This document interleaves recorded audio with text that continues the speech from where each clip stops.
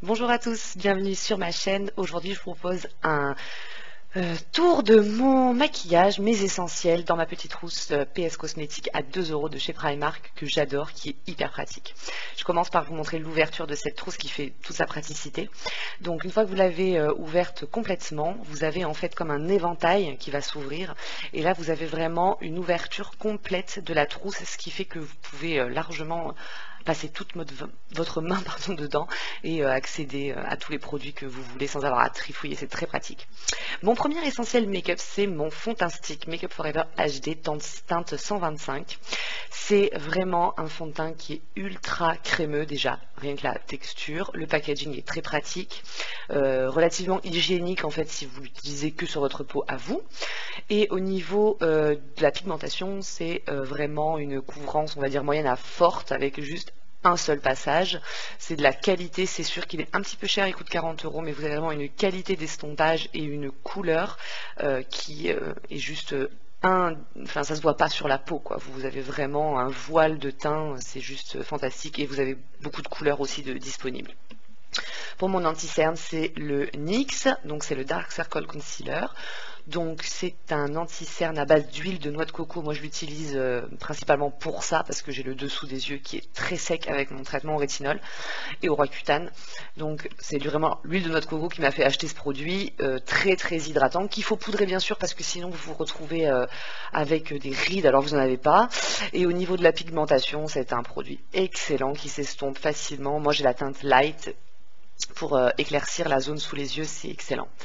Pour mes sourcils, un trio Anastasia Beverly Hills, un goupillon et un 266 de MAC. Au niveau de la teinte, pour moi, c'est taupe. Donc ce que je fais, c'est que je prends un petit peu de produit sur mon 266, je l'estompe sur ma main pour qu'il y en ait bien de chaque côté du pinceau, que ce soit bien homogène. Et ensuite, je fais mes petits traits sur mes sourcils pour créer du poil là où il n'y en a pas et des traits pour dessiner tout simplement ou pour remplir suivant le problème que vous avez avec vos sourcils. La teinte est juste parfaite et la texture est géniale. Pour les yeux, je fais très simple. Je prends un Color Tattoo de chez Je mets Maybelline. Donc ça, c'est la teinte Creamy Beige que j'avais acheté sur Amazon. C'est la collection des cuirs, en fait, disponible aux États-Unis. Donc là, je l'avais pris sur Amazon. Au niveau de la couleur, on est sur un taupe clair à foncé, ça dépend la texture et comment vous le travaillez. Au niveau de l'estompage, c'est quand même un Color Tattoo, donc il faut se dépêcher d'estomper parce que sinon, là vous pouvez y aller, ça bougera plus. Pour le démaquiller, je vous conseille un biphasique parce que si vous avez une eau micellaire ou un démaquillant gel, ça ne partira pas. Il faut du biphasique, c'est le seul moyen. Pareil, pour ce mascara, du biphasique aussi, donc c'est le Cils Sensationnel de Maybelline en teinte noire tout simplement. La brosse est originale, elle permet vraiment d'aller chercher tous les cils, même ceux des extrémités interne et externe de l'œil, donc vous avez vraiment un regard très étoffé. Au niveau de la formule, il est, je vais dire, allongeant et volumateur, donc vous avez vraiment un très joli résultat pour un prix abordable. Pour mon blush, c'est un Colorful de chez Sephora, dont j'ai plus la référence, mais il me semble que c'est Corail quelque chose. Toujours disponible chez Sephora, j'y suis allée la semaine dernière et je l'ai vu. Une pigmentation correcte, une tenue, je vais dire, normale.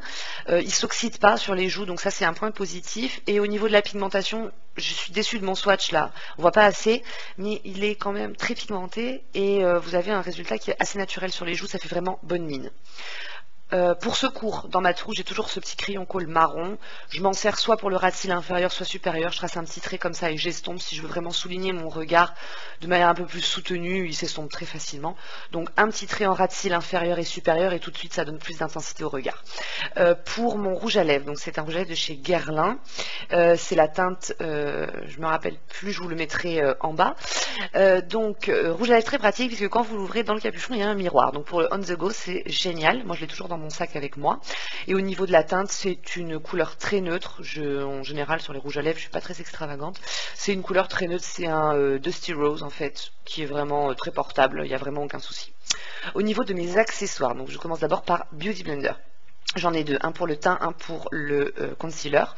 Donc vous savez, c'est les éponges que vous mouillez, qui grossissent sous l'eau et qui vous apportent quand même un fini très naturel. Ça, c'est sûr qu'il n'y a pas photo. Mais aussi un autre accessoire, et là un pinceau qui vous apporte un fini très naturel, c'est le 56 de chez Sephora. J'utilise ce pinceau pour mettre mon Make Up Forever HD en stick ou en liquide de toute façon, parce que j'ai toujours mon liquide que je vous avais présenté dans ma vidéo de Get Ready With Me. Donc c'est un pinceau qui est ultra pratique parce que comme vous le voyez, il a la base qui est resserrée et il a le haut qui est étoffé avec un bout rond. Donc ce qui fait que vous pouvez aller dans tous les coins de votre visage sans avoir à lever votre pinceau. Donc vous avez une application du fond de teint qui est très homogène, vous n'avez pas de trou dans votre application. La couleur et la texture est la même sur toute la peau, c'est ce qui donne le fini naturel. Et ensuite ma découverte, c'est mon chouchou, c'est mon pinceau kabuki rétractable de chez Sephora qui m'a coûté 8 € et qui est juste une merveille parce que déjà en position maximale vous appliquez blush, highlight et bronzer vraiment avec un fini naturel, et si vous voulez plus de précision vous le tournez un tout petit peu, vous avez un poil très dur, encore un tout petit peu vous avez un poil moyen, et là vous pouvez jouer avec les textures, vous pouvez prendre du crème, vous pouvez prendre du liquide, vous pouvez prendre du poudre, et là suivant la densité de votre pinceau vous avez des résultats fabuleux. La classique pince à épiler, donc non, ce n'est pas une Tweezerman, c'est une pince à épiler complètement normale que j'avais achetée chez Leclerc. Voilà.